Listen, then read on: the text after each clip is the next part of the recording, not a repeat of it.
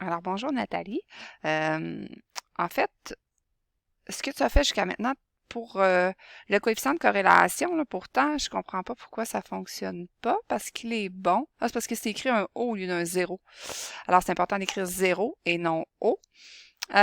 Au dixième près. Alors, c'est sûr que là, dans le fond, ça va être 0,9 et moins 0,9. Hein. Bien important, le signe négatif est super important ici. Ensuite, pour la règle de la droite de régression, c'est que dans le fond, la droite de régression que tu as dessinée ici, elle est correcte. Tu dois prendre des points qui sont sur ta droite de régression pour trouver son équation. Et là, si je regarde, dans le fond, tu aurais pris le point 6,28 et 4,23. Là, je vais zoomer ça, là. Mais tu sais, 6,28, là, c'est ce point-là, qui n'est pas du tout sur ta droite de régression.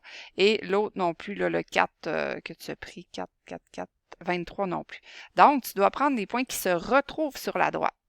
Ah, je sais, tu les as inversés. Ah ah!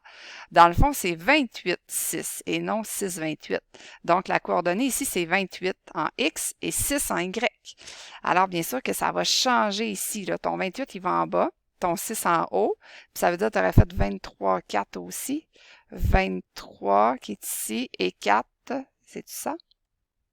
23, 14, par exemple. Hein? Donc, 23, 14 et non 4.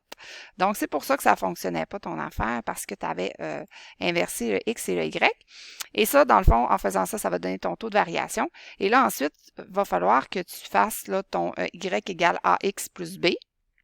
Tu vas connaître le A et tu vas prendre une des deux coordonnées que tu avais pour remplacer et trouver ton B. Alors, je te laisse poursuivre. Si tu as autre chose, n'hésite pas.